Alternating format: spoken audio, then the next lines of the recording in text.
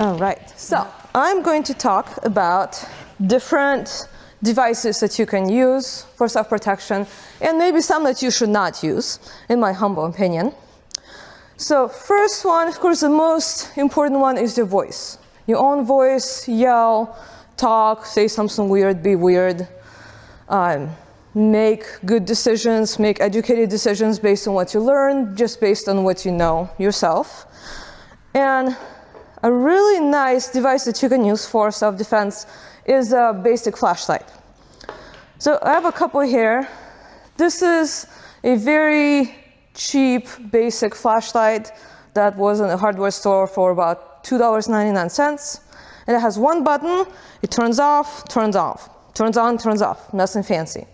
However, if I'm in a situation where I am walking around in the dark and I'm feeling uncomfortable, I can use this to illuminate my path in front of me and also make sure I don't trip on anything, I know where I'm going, the basic stuff. But also, if I'm seeing somebody approach me, I can shine the flashlight into their face and startle the person, or also just kind of let them know that I'm aware of you, so on.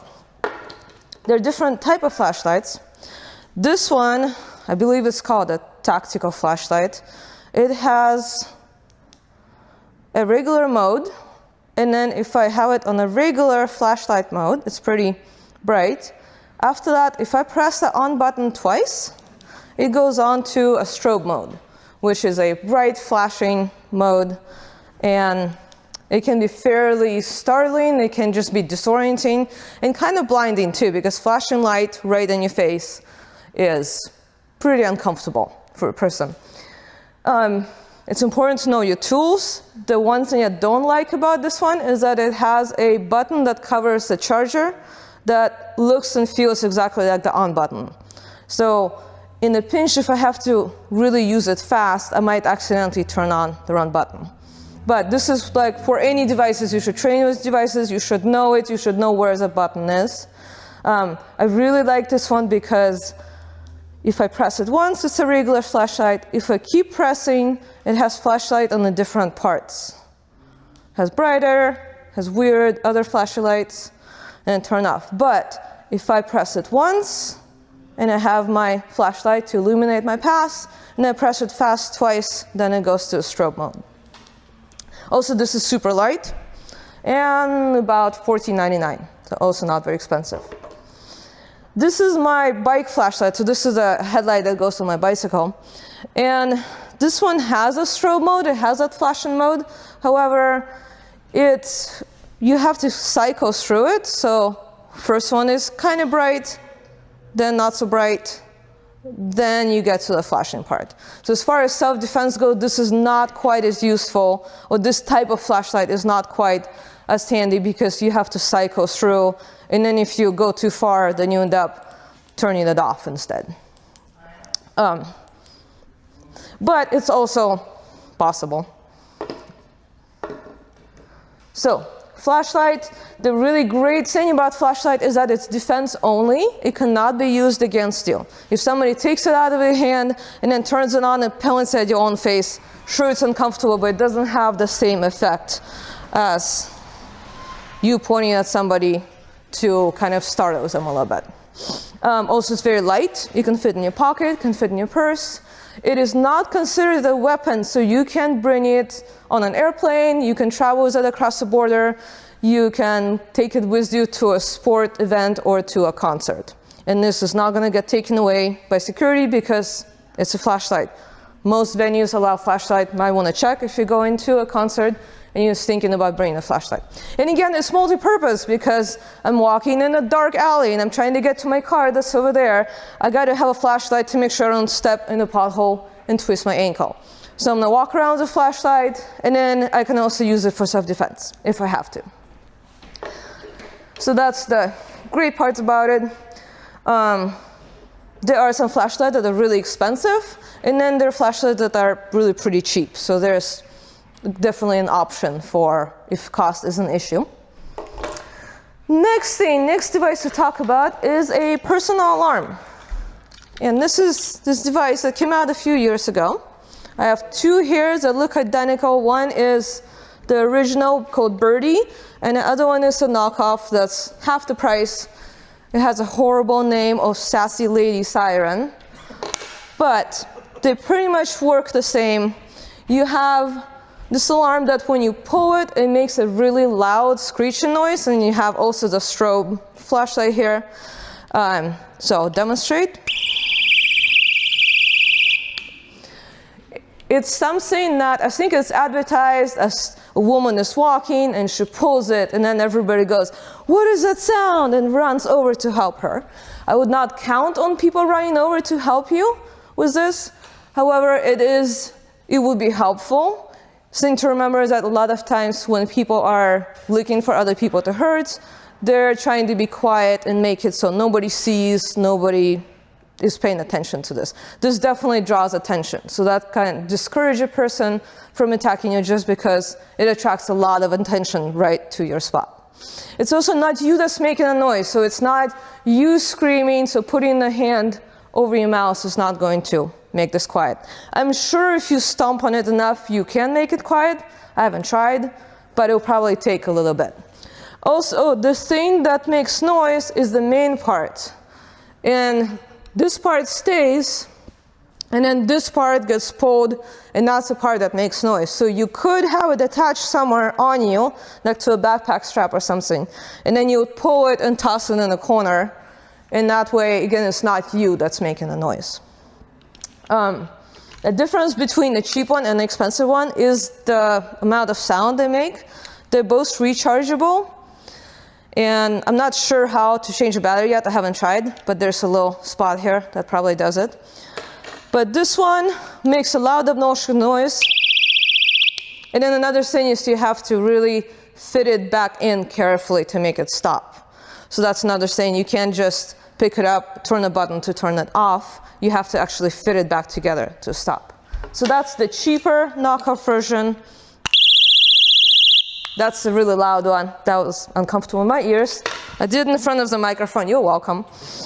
But it also has that strobe light as well in front of it. So that's one of those things that don't count on people running up to help you. It does attract attention, and it's also unpleasant to be around. So if somebody is coming up and is starting to bother you, or they're attacking you, you're in a dark parking garage, somebody suddenly runs up to you. If you pull this little friend, and then even if you toss it off to the side, nobody's going to want to be around you, especially this one because it is very loud. Again, it is defense only. It cannot really be used against you except if you have it hanging on your backpack strap, if you have it hanging in your purse, and somebody pulls it for you, it's going to be uncomfortable for you as well to be around it. However, it's not really, it's not lethal. It's not going to hurt you. Maybe it'll hurt your ears, but also it'll hurt the person's ears. And also not considered a weapon, so you can take it across the border, fly with it. On the website it says it's TSA friendly, and you can also take it to concerts, take it to sporting events, and things like that. Also compact, very light. The little carabiner here, very handy, or you can put your own real carabiner on it, and then you can attach it place. You can attach it to your keys, attach it to a water bottle, to a backpack strap, purse. The nice thing about the backpack strap is that you can pull it with one hand without really having to take anything off.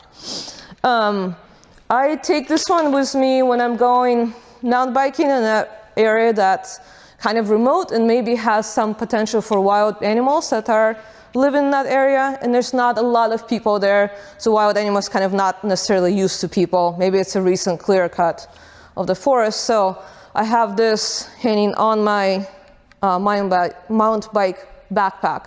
So this way, if I have a wild animal that all of a sudden appears in my path, I can pull it, and hopefully they'll be scared and run away. I would be. It's unpleasant. And also, this is rechargeable, so you can change the batteries. The only disadvantage would be of the battery dying suddenly, because it doesn't really indicate when the battery is going low. It doesn't have any lights that show you. But I'm not sure about knockoff. The Birdie says that it works for 40 continuous hours of the noise. So it will take a really long time before it dies. If you have it just as a safety precaution, I'll probably just replace the battery every year, every 2 years, kind of like you do in your smoke alarms at home. Hopefully you do. I don't. I should. Next one is pepper spray. So I see a lot of women carrying pepper spray around. And a lot of people have it on the keychain. A lot of people have it on their water bottles, on their purses. And there's advantages, there's disadvantages about it. So as any weapon, including the alarm or a device, I shouldn't say weapon, I should say device. Any device, you should train with it. You should know what it sounds like. You should know how it works, what part you need to pull, what part you need to fit back together, and so on. So if you are one of the people that likes to carry pepper spray around, please make sure to practice with it outdoors, not indoors. That would be, you will not be able to be in that room for any time soon if you deploy it indoors. So pepper spray, it's a fairly small device, kind of compact, not very expensive. They're about $14, $15 or so. And there used to be where it was one button that you press down, and it was very easy to turn it accidentally the wrong way and press the button straight into your own face. They kind of started making it so it's harder to do that, but it's not impossible.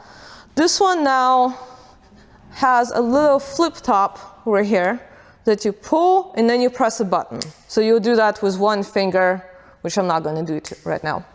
But that's how this one works. Again, if you are carrying pepper spray, please be sure to practice with it, because it is, when I practiced with it in my backyard, it didn't work the way I thought it would. So this is a pepper gel, actually. This is not a pepper spray. There's also pepper spray and pepper gel. This is a gel. And the gel is, it's supposed to be more sticky fluid. And then when you press a button, there's a long stream that comes out. And then it doesn't spray out from the stream very much. And it goes out quite a bit, but it's actually very inaccurate. It's very hard to hit a target from a distance. Very hard to hit the target. When I practiced with it in the backyard, I did have to stand there and go, okay, which way the wind is blowing? I don't think it's windy. I can't really tell. I had to hold up my hair and go, which way is it flopping? Okay, so then I had to change my position because I didn't want wind going to my face. And that's the problem with it. Deploying it in a scary situation, you're not going to have time to figure out which way the wind is blowing. And again, the gel is slightly better for that because it doesn't spray out as much. However, it also sticks to things, so you can have it stick to you, and then you won't be able to see or do anything. On the other hand, pepper spray, not gel, shot out a long stream, and also there was a cloud of stuff, of irritant that went out to the side of it.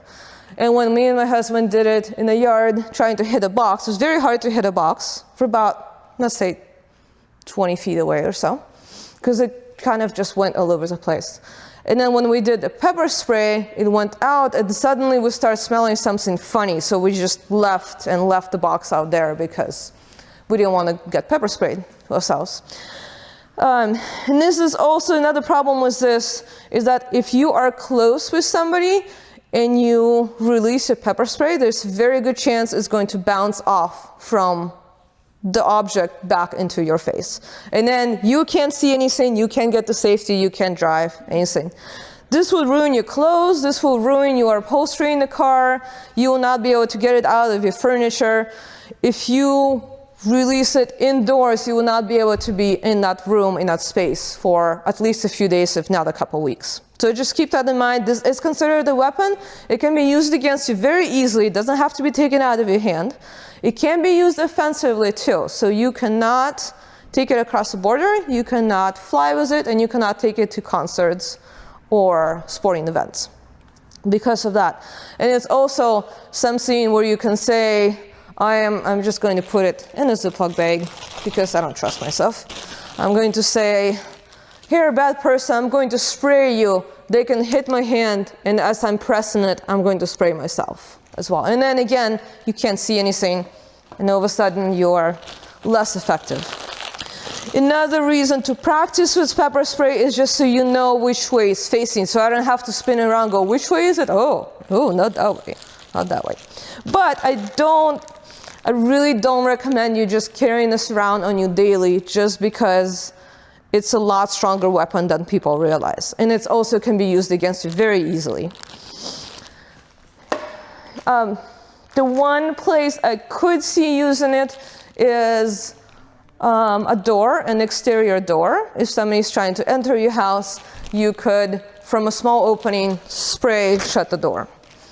I have it next to my front door at home, never used it, luckily. And sometimes I'll take it with me in the car if I'm going car camping. But that's about it. Like, it does have to be an outdoor space. I don't just walk around with it on my keychain or anything like that. But if you are choosing to use it, please practice with it, and just know that it's not might not be as effective or as safe of a weapon as people think. Another version of that is a bear spray. And bear spray is meant for an outdoor event where a bear is approaching you, or you see a bear or wild animal in front of you, and you want to spray it in a pass between the bear and you to prevent the bear from coming up to you. It's the same stuff as in pepper spray. It's probably not the same as gel because it doesn't stick as much. And this one, it has a little safety stain. You have to rip it off and then point and spray. And this one sprays out a large cloud far in front of you. So instead of the stream, it's a big poofy cloud of irritant. So this is way bigger, way heavier. And then sometimes I hear a lot of people say, oh, just use bear spray for self-defense. Sometimes people have this sitting next to their bed. And just remember, if you release this inside, you will probably pepper spray yourself a lot, and you will not be able to do anything. So this is outdoor only. It's a lot more irritant than a pepper spray would have. Because this is meant for a bear. It's not meant for a human. It's not meant for a bear's eyes to get there and the bear go, I don't want to do anything to you. This is meant for a bear to go, you smell bad, I'm not going over there. And so it's quite a bit heavier. It's a bit more expensive. It's about $45, sometimes $50. And I also know a lot of people who had this go off accidentally in their backpack, in their house, and in their car. And I don't think they ever got it out of the car. So that's something to think about. Bear spray, great for bears if you're hiking in bear country and you want to be safe. You want to have it accessible. As far as self-defense goes in the urban setting or indoors, I would say definitely not, just because it will spray the entire room.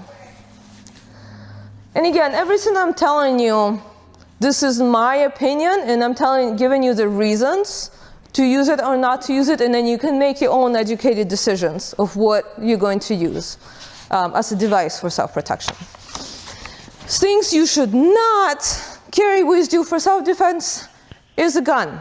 Again, in my humble opinion, there are a lot of people there that will tell women that women should get a gun. Whenever there's social media posts about somebody being uncomfortable, say a woman says, I'm uncomfortable being home alone, people say, get a gun. If I'm saying I'm uncomfortable walking through a city because I'm afraid somebody's going to attack me, somebody's going to rob me, somebody's going to steal my child, people say, get a gun, feel safer.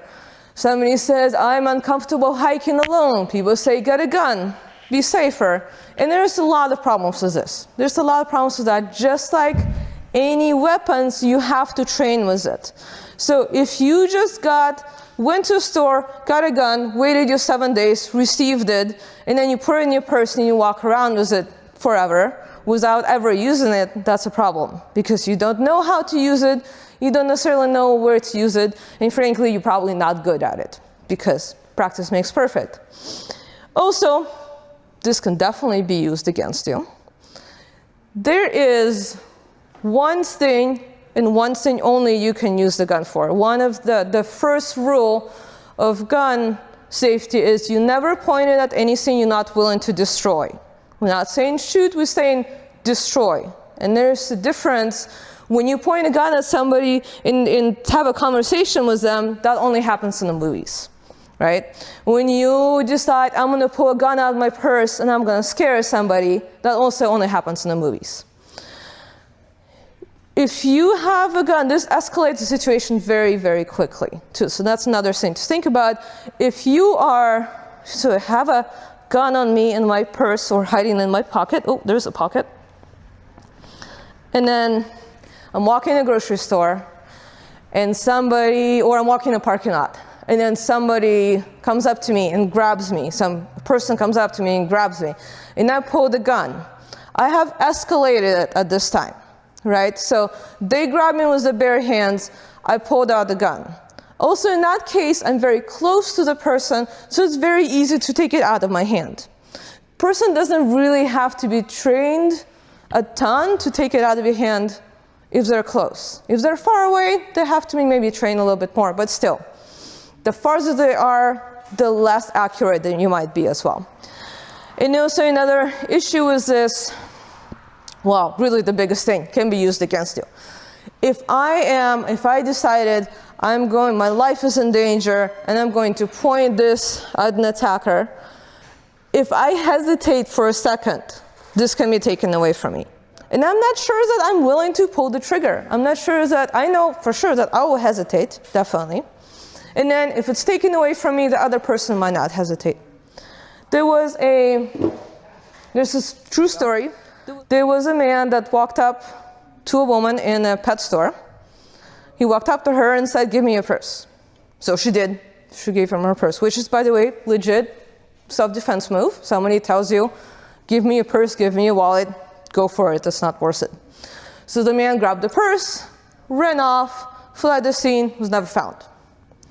When the woman talked to the police about this, she admitted that she had a handgun in her purse.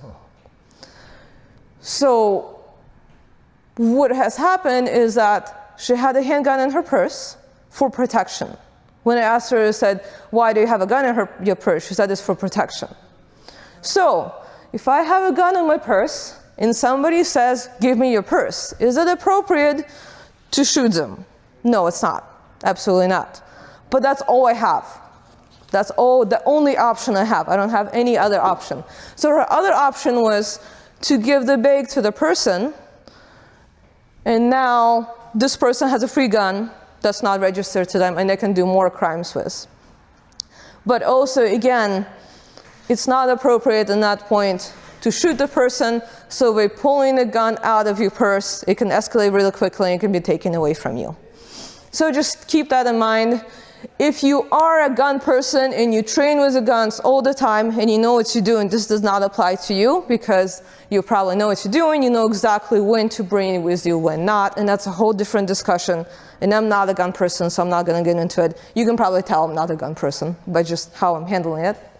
But just if you are not sure, if you haven't trained with a gun, please don't carry one for self-protection because of all the reasons I just said. Even if you're talking about wildlife, outside, hiking, carrying a gun, you really need to train with it because it's a lot harder than some people might realize. Knife is another thing I don't advertise carrying with you. There's sometimes people just say, "Oh, I just have a giant knife in my purse." Well, this is the same reason. This can be taken away from you very easily. This can be used against you. You can use it accidentally on yourself. If you're really, really good with a knife, then maybe you can think about it. But no, I would just say don't carry a knife with you for protection. It's also, just like the gun, it's considered a weapon. You can travel with it. You can go places with it. Well, there's ways you can travel with a hand weapon, but handgun, not going to get into that. Knife can be taken away from you extremely easily. Even if you're a trained person, a knife can be taken away from you easily. And there are also laws, switchblade you cannot carry, and anything longer than 3 inches, I believe, is you cannot carry. You're not allowed to carry it with you. Also, just a bad idea. Another thing that people sometimes tell women to do is carry keys, which I have forgotten in my bag. Does anybody have keys close by? There used to be this big thing, and people still say it. If you're nervous, you put your keys in between your fingers, and then you walk around with your keys for protection. If somebody attacks you, stab them with your keys. Thank you. So here are my keys. First of all, here's another problem. Where are my keys at in my purse? Hold on, bad person, just a minute. So people will tell you, hold the keys in between your fingers so it's a weapon. So you can strike with the keys. Yeah, I'm gonna come closer. Strike with the keys. You can hit with it. You can puncture people by the ribs. You can poke their eye out, all of that type of stuff. All of this stuff is kind of easier said than done. If I'm holding keys in my hand and I'm really good at punching, I might be able to do something, but it's really not as easy as it sounds. Again, it's really hard to keep it straight. It also makes it so I can't actually close my hand and make a good fist. So it kind of makes for a poor fist. There's also all this other stuff flopping around. I have even more stuff flopping around on my keys. There's also a thing about keys is that this is how I'm gonna get to safety. This is how I'm gonna get to my car. If I have somebody coming over and attacking me, and I'm gonna try to use my keys, and then they're metal, and I'm sweaty because I'm really nervous, I'm gonna fumble with it, I'm gonna drop them, and then I can't, and then I ran away, and I can't get away because I don't have my keys with me. You can also give your keys to somebody because you tried to hit them, and they took it away from you, and now they have your keys, and you don't have your keys, so that's a problem. Car key, a little bit bigger. Older car keys, a little bit bigger. Connie has this nice little key fob on her car that she has in her pocket, and then you get in the car and you push your little push button to start. That makes for a fairly useless self-defense weapon because not much you can do with this. Longer car key that you actually have to put in ignition and turn. You maybe can hold it in your hand and use it again to stab somebody. However, it's very hard to actually break skin with it because it's not that sharp. You have to hit really hard and you have to know where to hit. And again, you're giving them your keys, you possibly dropping them. You can also break that car key. It breaks really pretty easily. It's not meant to be hit against something hard like that. Personally, I don't want somebody's gross biohazard on my keys because I want my keys clean. And I want to be able to put them in my car without having to clean them off or have pieces of keys fallen off that I broke somewhere. Okay? And so just to kind of summarize, no to guns, no to knives, keys, maybe I can hit somebody with it. But as far as holding it between your fingers, I'm just not a fan. It's kind of an outdated thing. Maybe pepper spray by your door in your car, maybe. Definitely a fan of alarm and a huge fan of flashlight. So here's your devices. And if you have any questions, please drop them in comments. And next up, I would like to invite Susan back. Thank you.